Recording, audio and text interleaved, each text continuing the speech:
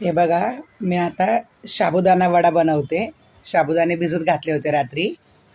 अर्धा किलो हे बटाटे आता शिजवून घेतले आणि ही शेंगदाण्याचा कूट बनवला. त्याच्यामध्ये हिरवी मिरची आणि कढीपत्ता, शेंगदाणे हे असे वाटून घेतले आणि मीठ टाकलं.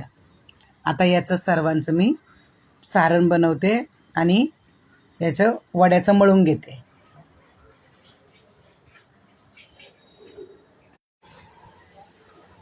काय बनवते ग आज? साबुदाण्याची ठीक आहे, मला जरा वेगळं दिसतंय. अहो, साबुदाणे वडा बनवते साबुदाण्याचा. आणि काय काय टाकले त्यात?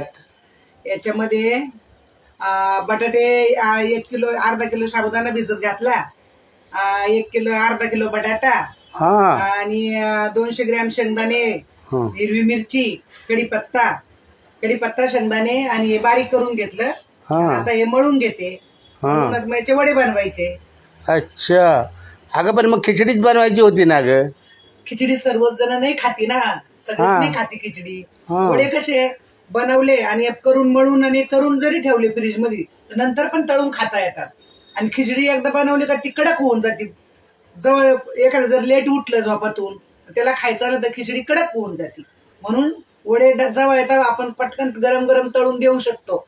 अच्छा, म्हणून मग वडे तू आता बनवायचे. चांगलीच नवीनच आयडिया काढली ग ही. वड्याची आयडिया तशी जुनीच आहे, पण जुनीच आपल्या आहे. घरात हा. नवीनच तू आज पहिल्यांदा बनवायला लागली. असतात ना खिचडी खायची, खिचडी कडक झाली, आता मी नाही खाणार. आता वड्याचं तर नाही बोलू शकत ना. आता मळते आणि घेते करायला वडी. अच्छा, आता आता याचे काय करणार? गोल गोल वडे बनवणार? हो, साबुदाणा वडा. अच्छा, हां.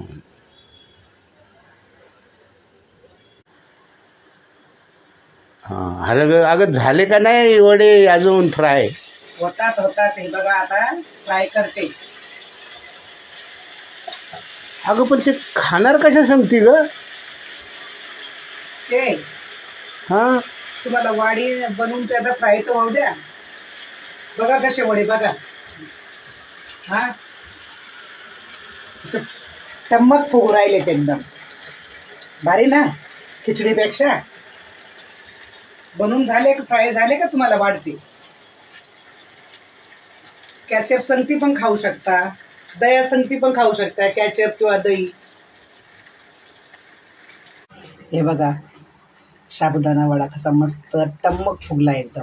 हे बघा, आणि तेल पण जास्त नाही लागत आणि खायला पण एकदम टेस्टी लागतात. आता बघा, हे दही आहे आणि हा साबुदाणा वडा. आणि नाहीतरी 4-5 माणसं आरामात नाश्ता करतात. अर्धा किलो साबुदाणा, अर्धा किलो बटाटा, 200 ग्रॅम शेंगदाणे, थोड्या हिरव्या मिरच्या, कढीपत्ता आणि हे कढीपत्ता, हिरव्या मिरच्या आणि शेंगदाणे जाड बारीक वाटायचे आणि हे बटाटा शिजवून घ्यायचा. बटाट्यामध्ये हे साबुदाण्याचं पीठ, साबुदाणे भिजलेले मळायचा आणि असा वडा करायचा. आता समजा माझ्या मुलाला खूप आवडतो साबुदाणा वडा, खूप म्हणजे खूप, साबुदाण्याच्या खिचडीपेक्षा पण. आणि खिचडी कशी एकदा थंड झाली तर ती परत गरम करून बी चव येत नाही.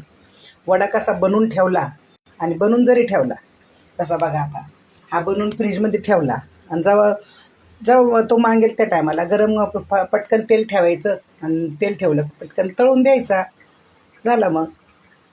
बघा आता हे बघा, हे दही आहे, तुम्हाला दही दिलं आणि हा वडा. हो, खाऊन बघा बरं कसे झालेत. बरं का, मी जरा टेस्ट करतो. तेच बघा जरा.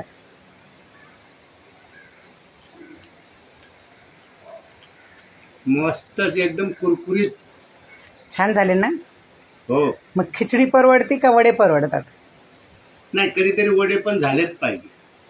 छान आहे ना. आणि तुम्ही पण एकदा करून खाऊन बघा. बघितली ना आज आमच्या वड्याची रेसिपी. तुम्ही पण वडे बनवा आणि वडे बनवून खाऊन बघा, खूप छान लागतात आणि लहान मोठ्याला सर्वांना आवडतात. ही अशी साबुदाण्याच्या वड्याची रेसिपी.